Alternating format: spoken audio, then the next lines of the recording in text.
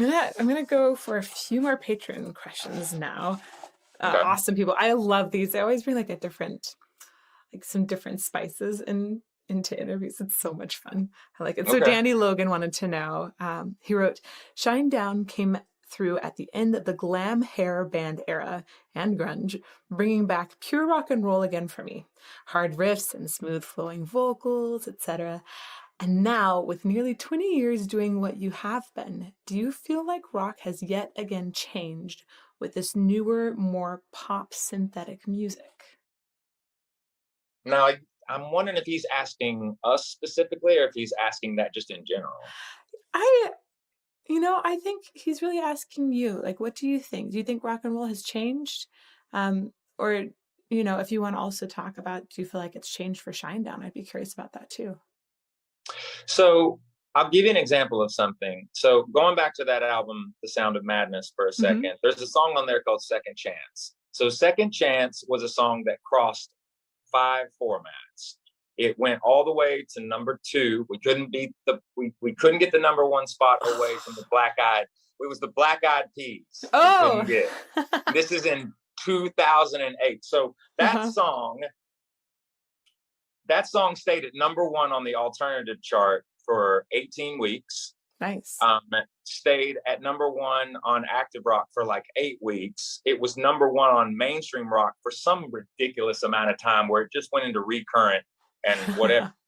But it crossed over into a format called adult contemporary, which is Hot AC, and it Mm-hmm. crossed into the top 40 chart. So Mm-hmm. that album and that song in particular was the very first time that we had crossed these formats where it wasn't just mainstream rock and alternative that we were on. We were on 5 different formats. Yeah. And then we did it again with a song called If You Only Knew off the same album.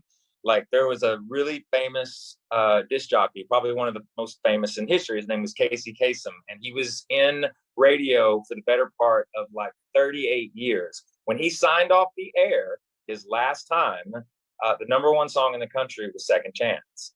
And so the dynamic, why I'm saying this is that going back to Atlantic Records and an incredible woman by the name of Leah Piscicani, who was the head of rock promotion at Atlantic Records for 30 years. She just recently retired. She's a Mm-hmm. huge part of the Shinedown family.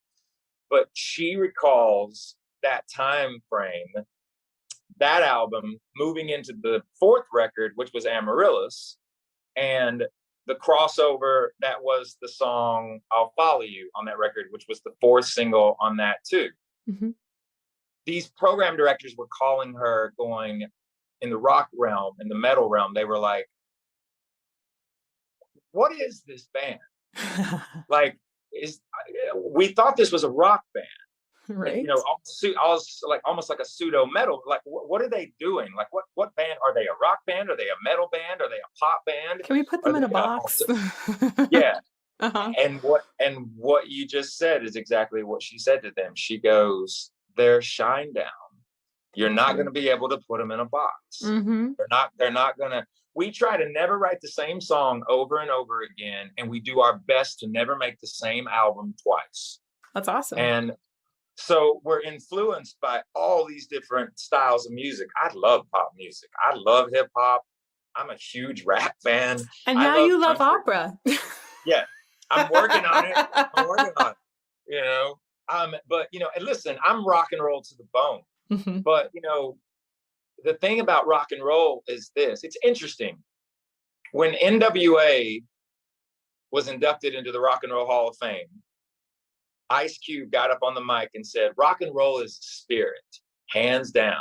And what he's Mm. saying there is exactly that. Rock and roll is more than just a genre of music or a format. Rock and roll is a way of life for people. And in Yeah. the rock and roll community and in the metal community, especially, anyone from anywhere is always welcomed at any time. It is one of the most incredible community of people in the entire world. And the thing about it is, a lot of times it will get looked at is, as a rock band, are you a truist? meaning, are you a true rock band? Because if you have these pop sensibilities, or you use synthesizers, or you use drum loops or techniques and this and that and the other, is that drums, bass, guitar, badass vocals, and a killer song? Was it all man-made or Mm-hmm. woman-made? Was it all instruments, or were you developing something inside the box in Pro Mm-hmm. Tools, or different plugins, or this and that and the other? At the end of the day, it had to come from a creative place. It had to come from something that inspired you to ultimately get the hair on your arms to stand up.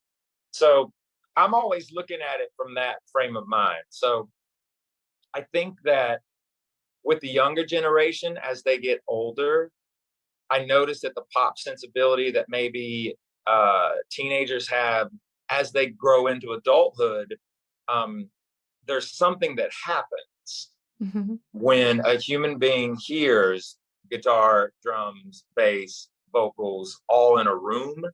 Like, there's something that happens when that noise is created. Um, and so there are elements where when you start to bring in different facets of music or different styles and what have you, some people will say, well, you need to leave rock, you need to leave rock alone. That's just drums, bass, guitar, and vocals. No, then you're all of a sudden you're pigeonholing it. So I think that rock is evolving. But in some regards, those types of individuals, you're not necessarily going to change their mind. You know Mm-hmm. what I mean? You just kind of have to roll with the punches on some of that. And at the end of the day, you just have to be, honest with who you are, and you like what you like. There you go. That's a really good answer.